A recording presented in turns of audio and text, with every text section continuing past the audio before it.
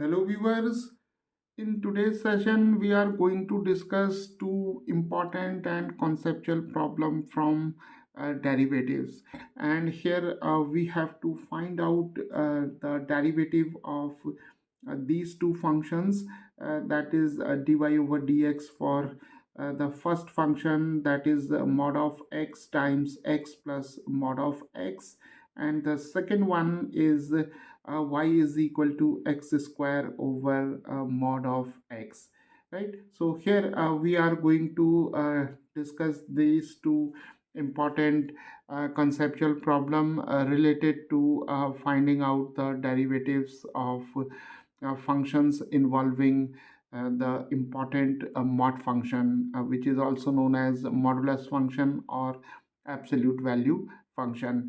So before finding out the derivative of these two functions with respect to x, let us quickly revisit the definition of mod function, because the definition of mod function is going to play an important role in finding out the derivatives of these two functions. So now mod function is defined as a mod of x is equal to positive x whenever x is greater than 0, and mod of x is 0 when x is equal to 0, and mod of x is negative x when x is less than 0, right? So whenever x is a positive quantity, that is x is greater than 0, mod of x is taken as positive x. When x is 0, then mod of x, that is a mod of 0, is 0, and when x is less than 0, it implies that whenever x is a negative quantity, then a mod of x is taken as a negative x, right? Okay, so now I will use this definition to find out the derivatives of these two functions with respect to x. And here we can see that in the first case, the domain of the function is the set of real numbers, right?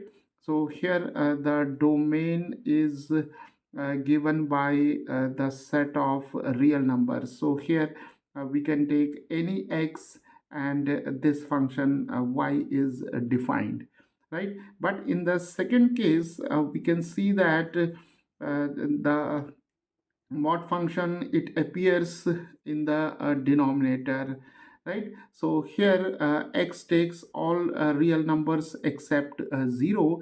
So the domain of the second function is r minus, and here we exclude 0, right? So this function is not defined for x is equal to 0, and this function is defined for all values of real numbers. So now let us redefine these functions with the help of the definition of mod function. So in the first case, we have y, and we'll take first this condition, that is x is greater than 0. Then we'll take x is equal to 0, and then we'll take x is less than 0. So when x is greater than 0, then mod of x is replaced by a positive x, right? So here we have a positive x, then we have x plus positive x, and when x is equal to 0, then mod of x is equal to 0, right? So when x is equal to 0, then this entire term reduces to 0, because mod of 0 is 0 here. So here we can simply write 0, and when x is less than 0, then mod of x is replaced by negative x. So here we have negative x, then we have x plus mod of x. So mod of x can be replaced by a negative x. So now we can simplify. So here we have x, and here we have x plus x. So this is 2x, and here we have x. So we have x times 2x, that is x is greater than 0, and y is equal to 0 when x is equal to 0. And here we have a minus x, and this is x plus minus x, so plus minus minus, so x minus x is 0, so when x is less than 0. So let us rewrite this definition. So we have x times 2x is 2x square when x is greater than 0, and here we have 0 whenever x is equal to 0, and here minus x times 0 is 0 when x is less than 0. So now the definition of this function y is given by this expression, right? So here now if we differentiate y with respect to x, then we have dy over dx is equal to 2 times, here we'll take the derivative of 2x square, and the derivative of x square is 2x. So dy over dx is 2 times the derivative of x square whenever x is greater than 0. And here obviously y is 0, so the derivative is 0. And here also we have 0, so the derivative is 0 when x is less than 0. So now we can further write dy over dx is equal to the derivative of x square is 2x, so 2 times 2x is 4x. So here we have 4x, so the derivative dy over dx is 4x when x is greater than 0, and here we have 0, and here also we have 0. So when x is equal to 0, the derivative is 0. When x is less than 0, the derivative is also equal to 0, right? So the derivative of this function y for these values of x is given by this expression. So now here it is quite interesting to note that suppose we have to find out the derivative of this function y, say at x is equal to uh, 2, right? And 2 is greater than 0. So we'll use this expression because dy over dx is equal to 4x whenever x is greater than 0. So here we'll take x is equal to 2. So this is 4 times 2, that is 8.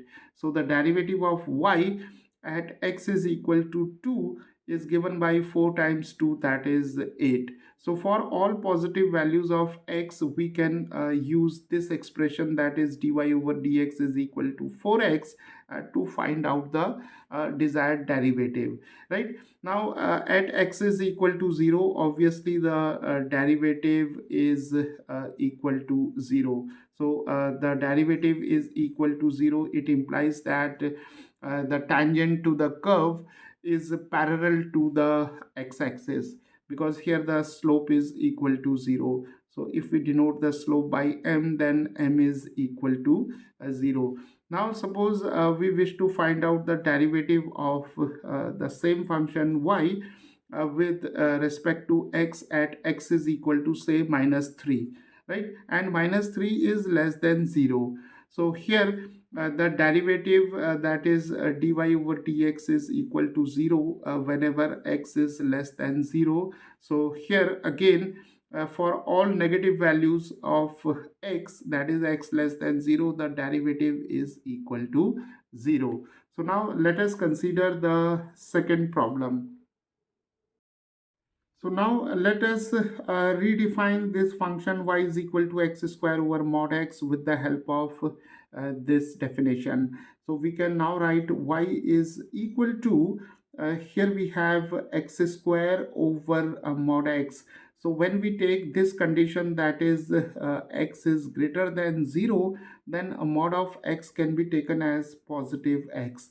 And since we have already explained that this function, the domain of this function is r minus 0, so here we'll exclude this condition, that is x is equal to 0, since this function is not defined at x is equal to 0. So we'll straight away come to this condition, that is x is less than 0. So when x is less than 0, then a mod of x is negative x. So we have x square over minus x. So we can now write y is equal to, here x and x get cancelled, so we have simply x, and when x is greater than 0.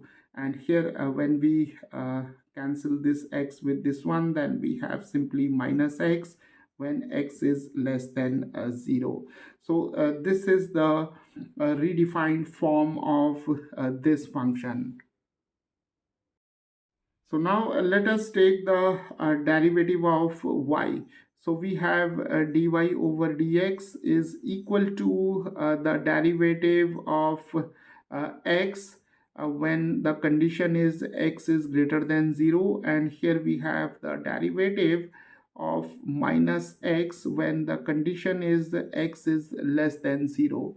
So we can now write dy over dx is equal to the derivative of x with respect to x is 1. So we have here x greater than 0, and here we have minus 1 when x is less than 0, right? So this is the required derivative of this function y with respect to x. So dy over dx is equal to 1 when x is greater than 0, and dy over dx is minus 1 when x is less than 0.